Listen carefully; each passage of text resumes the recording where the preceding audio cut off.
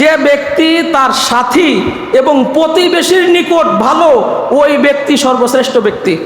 আপনি যাদের সাথে চলাফেরা করেন, আপনি ওই সাথীদের কাছে যদি ভালো হন, যে না আমার এই বন্ধু ভালো, আমার এই সাথী সঙ্গী এইটা ভালো, আপনি যে প্রতিবেশীর আশেপাশে বসবাস করেন, ওই প্রতিবেশীরা যদি আপনাকে ভালো বলে সাব্যস্ত করে, বিশ্বনবী মুহাম্মদ রাসূলুল্লাহ সাল্লাল্লাহু আলাইহি সাল্লাম বলেন তুমি সর্বশ্রেষ্ঠ ব্যক্তি।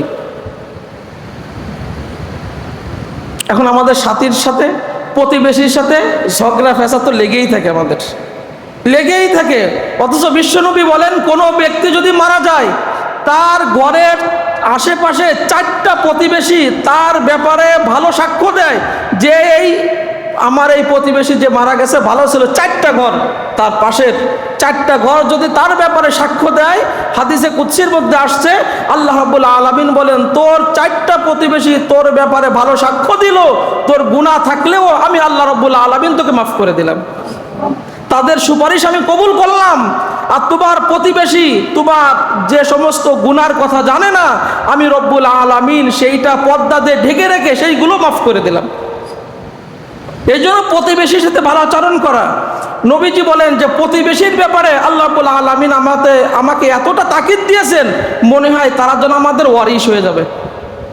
এই জন্য নবীজি বলতেন লাইসাল মুমিন আল্লাযী ইশবাউ ওয়া জারুহু জাইউন, ওই ব্যক্তি কখনো প্রকৃত মুমিন না যে ব্যক্তি নিজে পেট ভরে খেয়ে ঘুমালো, তার প্রতিবেশী অভুক্ত থাকলো, না খেয়ে থাকলো, এই খবর নিল না। বিশ্বনবী বলেন ওই ব্যক্তি কখনো প্রকৃত ঈমানদার হতে পারবে না। বিশ্বনবীর কাছে বলল ইয়া রাসূলুল্লাহ সাল্লাল্লাহু আলাইহি সাল্লাম, আমার প্রতিবেশী সে মানুষের সাথে, সেই ব্যক্তি নামাজ পড়ে, রোজা রাখে, হজ করে, যাকাত করে, ইসলামের সব ভালো কাজ করে, কিন্তু প্রতিবেশীর সাথে ভালো ব্যবহার করে না। বিশ্বনবী বললেন হিয়া আহলিন নার, ওই ব্যক্তি জাহান্নামের অধিবাসী।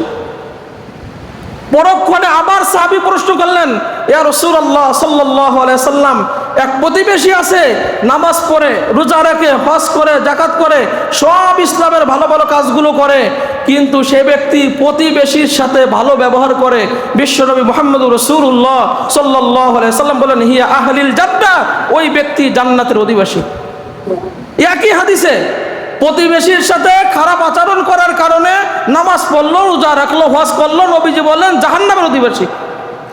নামাজ পড়ে, রোজা রাখে, প্রতিবেশীর সাথে ভালো আচরণ করে, নবীজি বললেন ওই ব্যক্তি জান্নাতের অধিবাসী। এই জন্য বিশ্বনবী মুহাম্মদ রাসূলুল্লাহ সাল্লাল্লাহু আলাইহি সাল্লাম বলেন ওই ব্যক্তি সর্বশ্রেষ্ঠ যে তার প্রতিবেশীর কাছে ভালো।